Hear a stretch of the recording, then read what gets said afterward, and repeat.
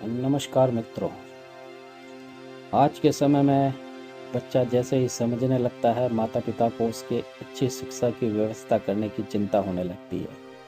समय का चक्र धीरे धीरे चलता रहता है और एक ऐसे मोड़ पर आकर के खड़ा हो जाता है जहाँ माता पिता संशय की स्थिति में आ जाते हैं कि अब वो बालक को कौन सा विषय पढ़ाए जिससे बालक का कैरियर बने और उसका जीवन सुखमय हो, क्योंकि बालक के भविष्य में माता पिता का भी सुख छुपा होता है।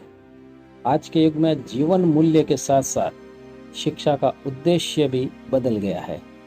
अब शिक्षा का व्यवसायीकरण हो गया है और बालक, उनके माता पिता भी इसकी तैयारी वैवाहिक भविष्य को उज्जवल बनाने की दृष्टि से विषय का चयन करते हैं।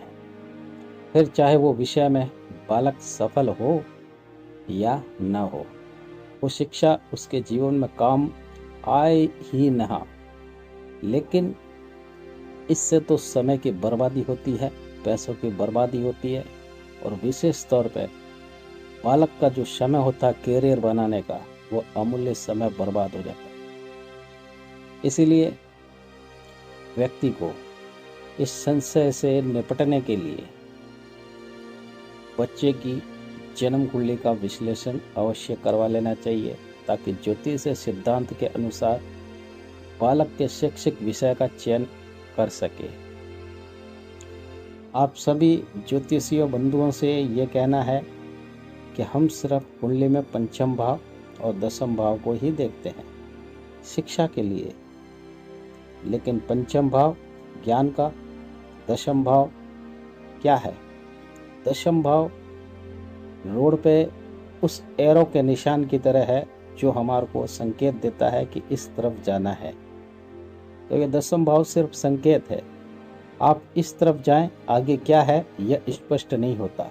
इसलिए बालक भी मार्ग भटक जाता है। साथ में ज्योतिषी जो देखता है उसकी देखने की दृष्टि भी बदल जाती है। जब भी हमारे सामने इस समस्या के लिए कोई कुंडली आए तो सबसे पहले बालक की कुंडली में यह देख लें कि जब बालक 25 से 30 वर्ष का होगा उस समय उसको कौन सी महादशा चल रही होगी, क्योंकि हम उसको सलाह उस समय के लिए दे रहे हैं, आने वाले 25-30 सालों के लिए, जिस उम्र में उसका कैरियर बनना तय होगा।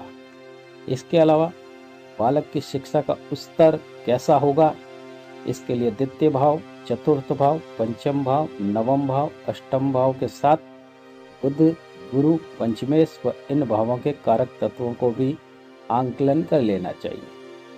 सबसे पहले देखें बुध। बुध से बालक की बुद्धि, उसके अंदर बुद्धिमत्ता का स्तर का पता चलता है।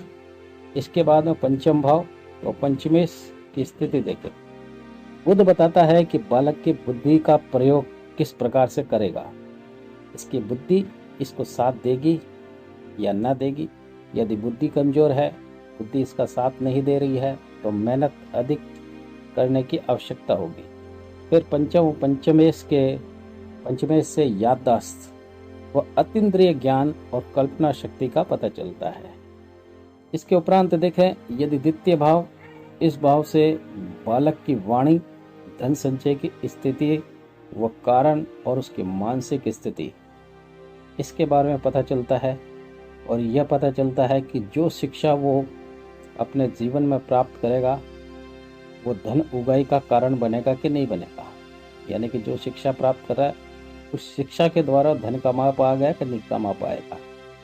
ऐसा तो नहीं कि जो शिक्षा वो ले रहा है वो धन कमाने का आधार ही न बने। अब देखेंगे चतुर्थ भाव, क्योंकि चतुर्थ भाव मन का है और बालक के लिए पढ़ाई के माहौल का। बालक को पढ़ने का माहौल कैसा मिलेगा? यदि माहौल ही अनुकूल नहीं हो तो बालक की पढ़ाई में विघ्न अवश्य आएगा। हम घर के माहौल की स्थिति की बात कर रहे हैं। यदि घर की स्थिति भी ठीक नहीं है तो बालक का पढ़ाई से मन उचट जाएगा। इसके बाद देखेंगे नवम भाव। नवम भाव गुरु का है, तो गुरु कैसा मिलेगा? यानी स्कूल, कॉलेज, इंस्टीट्यूट इसको किस स्तर तक के मिलेंगे। नवम भाव बालक की महत्वाकांक्षा है, उच्च शिक्षा है, उच्च शिक्षा का स्तर देखा जाता है। इसके बाद भी अगर मान लो बालक यहाँ तक सफल हो जाता है, उसके बाद में आगे की जो शिक्षा प्राप्त करना चाहता है उसको हम देखेंगे अष्टम भाव पर आकर के, क्योंकि अष्टम भाव रहस्य, शोध, अनुसंधान, आविष्कार का भाव है। तो आगे वो किस विषय में शोध कर पाएगा और पारंगत होगा, यह हम अष्टम भाव से देखेंगे।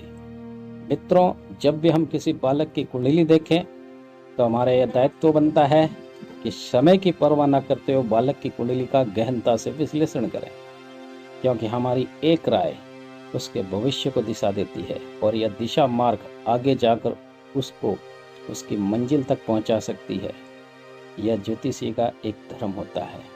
मित्रों, हमारे चैनल को लाइक करें, सब्सक्राइब करें व बेल बटन अवश्य दबाएं, ताकि हमारे इसी तरह के नए नए वीडियो के नोटिफिकेशन आप तक पहुंचते रहें। जय श्री राम।